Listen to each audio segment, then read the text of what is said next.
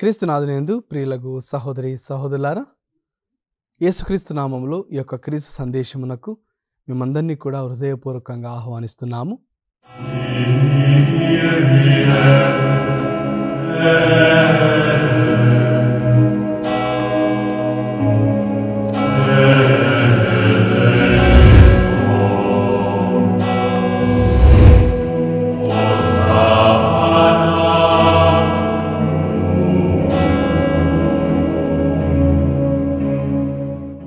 మనం ప్రారంభించుకునే ముందు చిన్న ప్రార్థన చేసుకుందాం. ఓ ప్రభువా, మీరు ఈ లోకంలో ఒక మానవుడిగా పుట్టి మా కొరకై రక్షకుడిగా వచ్చినందులకై క్రిస్మస్ పండుగను జరుపుకున్నటువంటి మమ్మల్ని అందరినీ కూడా మీరు దీవించి మీ యొక్క రాకతో మా యొక్క జీవితంలో నూతనత్వమును ప్రసాదించమని, వాక్యం ఆలకించబోతున్న ప్రతి ఒక్కరిని కూడా దీవించమని ఈ యొక్క మనల్ని మా నాథుడైన యేసుక్రీస్తు నామమున అడిగి వేడుకొంచున్నాం తండ్రి, amen. Praise the lord. Hallelujah, హల్లెలూయా.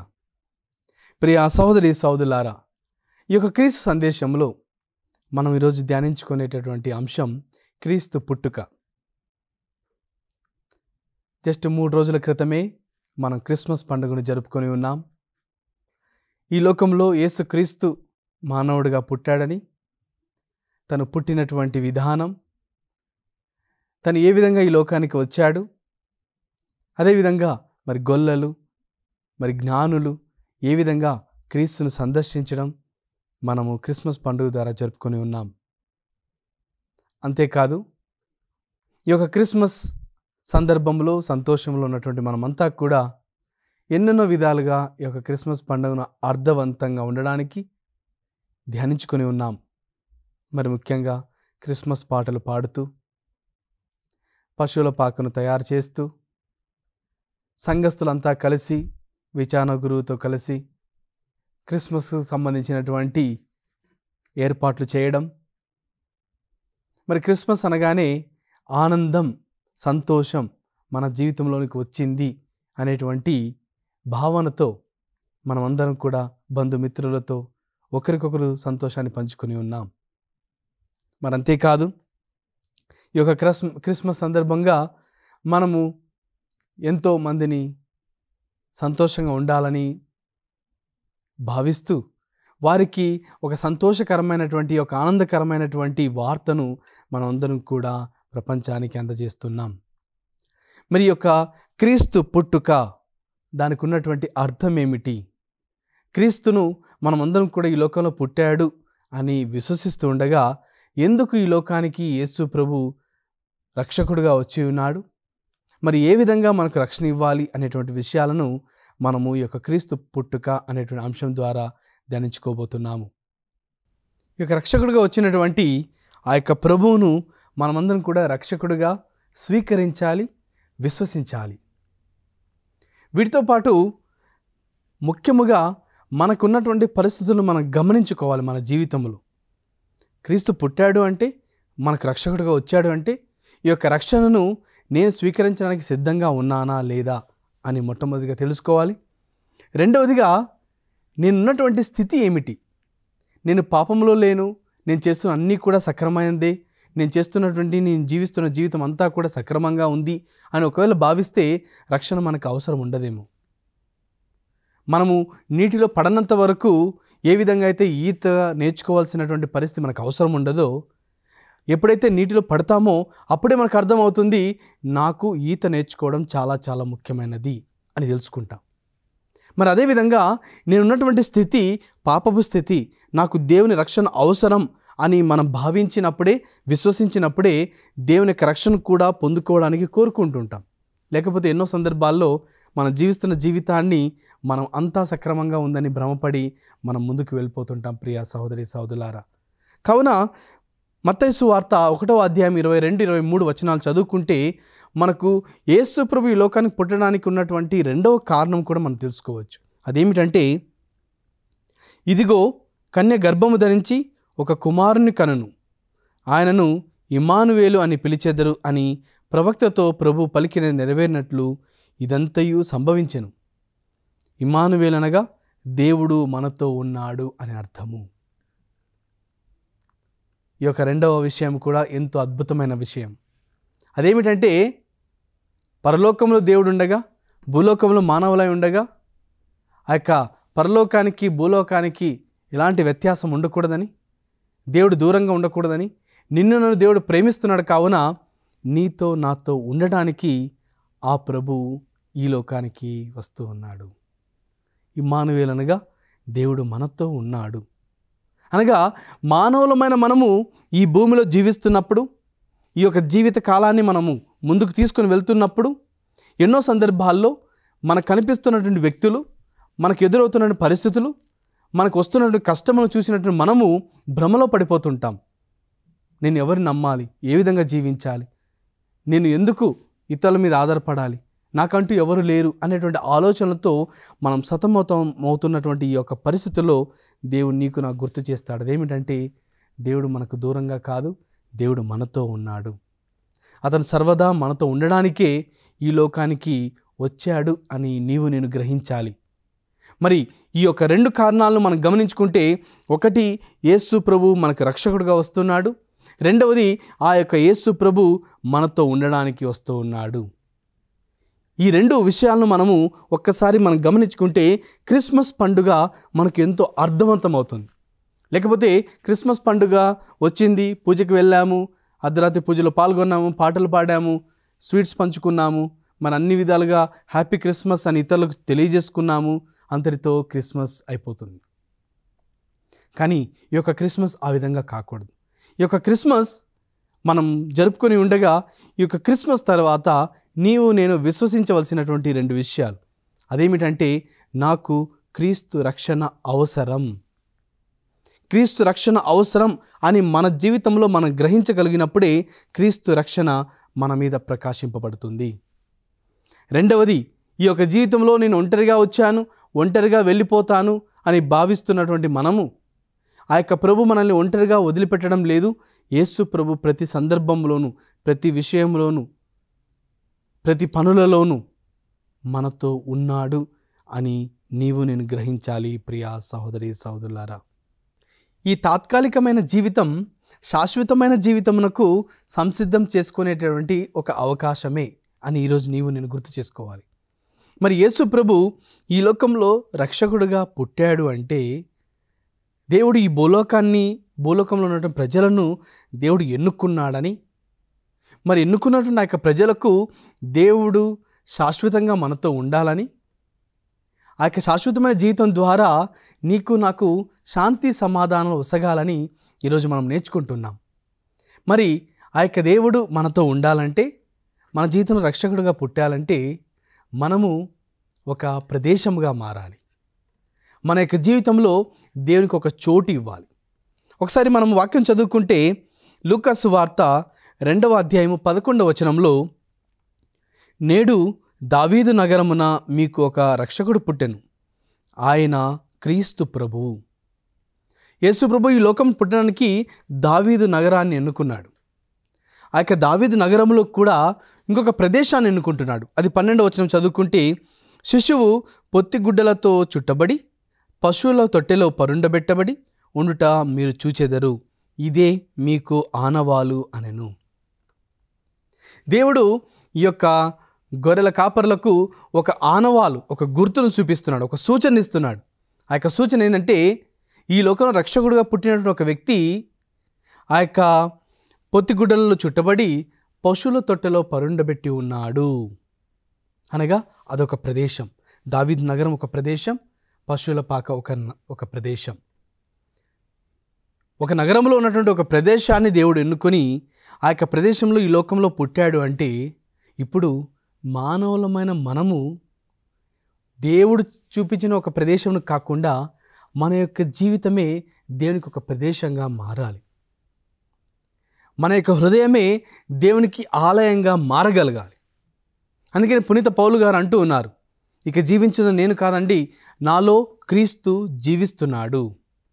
నా యొక్క హృదయము దేవునికి ఆలయం అంటూ ఉన్నాడు. అనగా ఇంతవరకు మన క్రిస్మస్ సీజన్లో సందర్భంలో మనం పశువుల పాకం చేశాం. అందరూ యువతి యువకులు, విచారణ గురువు, పెద్దలు అందరూ కలిసి ఎన్నెన్నో రకాలుగా ఏర్పాట్లు చేసి ఉన్నాం.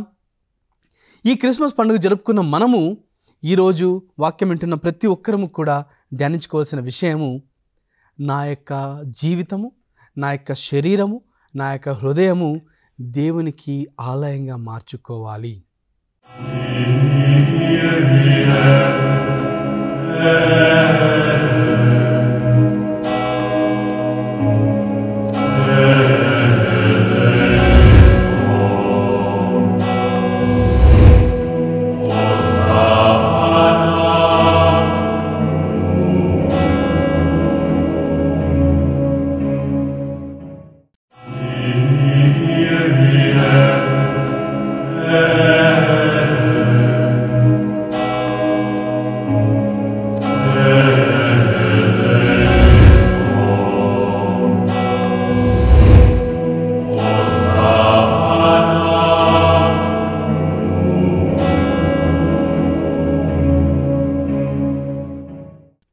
ఎప్పుడైతే దేవునికి మనం ఆలయంగా మార్చుకుంటామో, యేసుక్రీస్తు 2000 సంవత్సరాల క్రితం పుట్టాడు అనే ఒక సందర్భాన్ని మనం సంతోషంగా ప్రపంచానికి తెలియజేస్తూ ఉండగా, దీనిని ఆనందంగా మనం చెప్పుకుంటుండగా, నీ జీవితం నా జీవితం ఒక పశువుల పాకలాగా తయారైతే మన జీవితానికి ఇంకా ఎంత ఆనందమయంగా ఉంటుంది.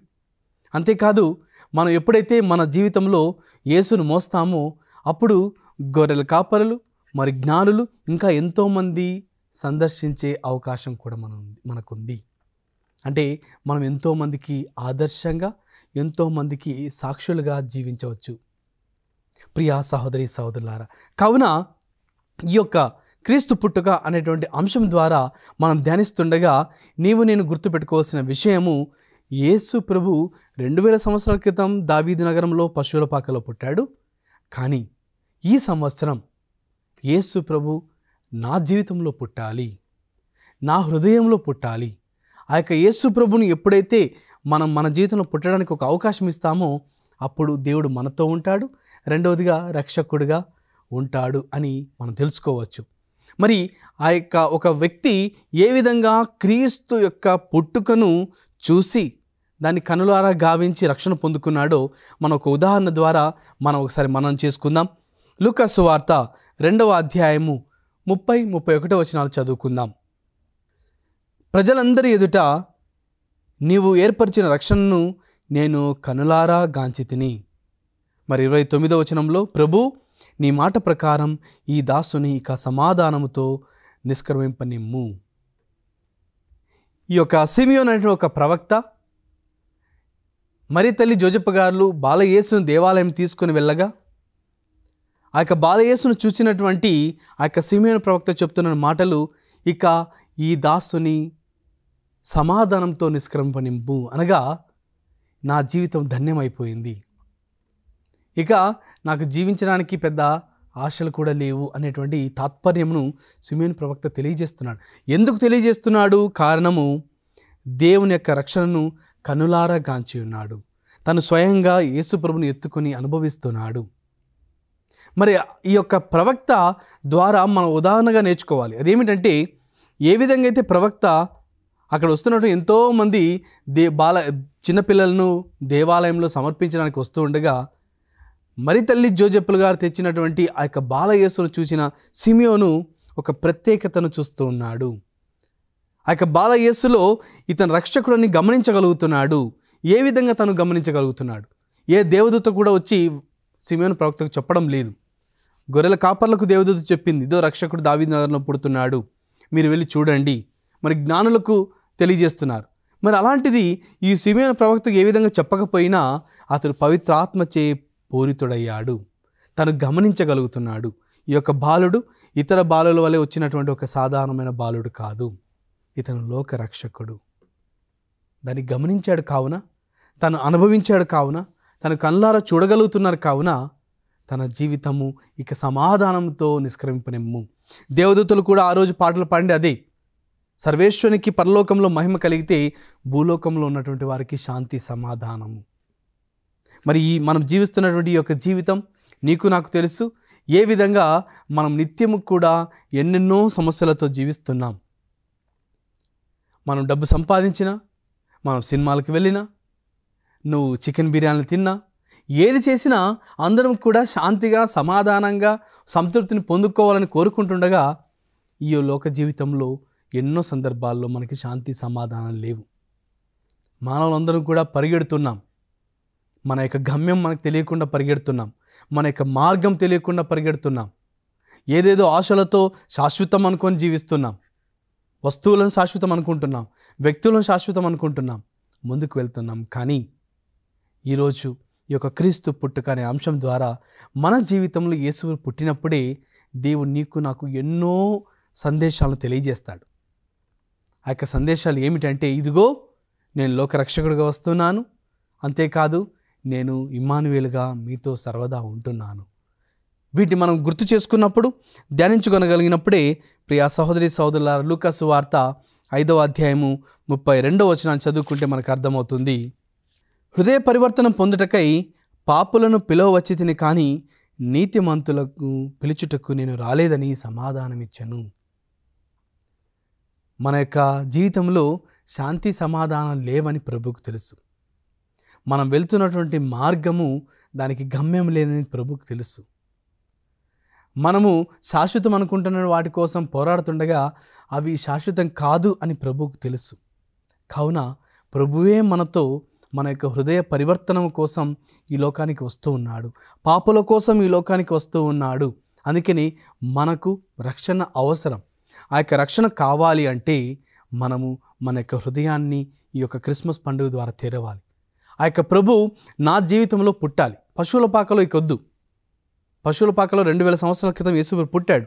కానీ ఇప్పుడు యేసు ప్రభు నా జీవితంలో పుట్టాలి, నా హృదయంలో పుట్టాలి. నా యొక్క జీవితము ఈ రోజు నుంచి ఒక నూతన జన్మగా, ఒక నూతన జీవితంగా నేను తయారు చేసుకోవాలి అని నీవు నేను విశ్వసిద్దాం. మనం దేవుని కోరుదాం. అంతేకాదు మనం కోరుకున్న ఆ యొక్క సమయంలో దేవుడు నీతో ఉంటాను, నాతో ఉంటాడు అని ప్రభు ప్రమాణం చేస్తాడు. మనకందరికీ కూడా ఈ యొక్క క్రీస్తు పుట్టుక ద్వారా ఎన్నో విషయాలను ప్రభు నేర్పిస్తూ మనము ఒక నూతన వ్యక్తిలాగా మన జీవితంలో మారచ్చు అని ధ్యానించుకోవచ్చు. చివరిగా చిన్న ప్రార్థన చేసుకుందాం. ఓ ప్రభువా, క్రిస్మస్ పండుగ జరుపుకున్నటువంటి మేమందరము కూడా ఎంతో సంతోషాన్ని వ్యక్తపరిచినప్పటికీ ప్రభా, మీరు నా జీవితంలో, మా అందరి జీవితంలో ఉంటేనే మాకు అది శాంతి సమాధానాలని గుర్తించడానికి మీరు ఇచ్చినటువంటి యొక్క వాక్యం ద్వారా మీకు వందనాలు తెలియజేస్తున్నాము. మరి వాక్యం ఆలకించిన ప్రతి ఒక్కరిని, వారి కుటుంబ సభ్యులను మీ యొక్క హస్తాలతో తాకి స్వస్థపరచి ఈ యొక్క వాక్కు ద్వారా వారి యొక్క జీవితాన్ని నూతనపరుచుకోవడానికి అవకాశం ఇవ్వమని ప్రార్థిస్తున్నాము.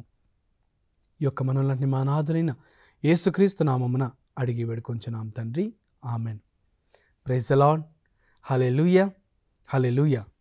ప్రియా సహోదరి సహోదరులారా, వచ్చే వారం ఇదే సమయానికి క్రీస్తు పుట్టుక 2వ భాగం ద్వారా వాక్యాన్ని ధ్యానించుకుందాం. దేవుడు మిమ్మల్ని అందరినీ కూడా దీవించును గాక. May God bless all of you.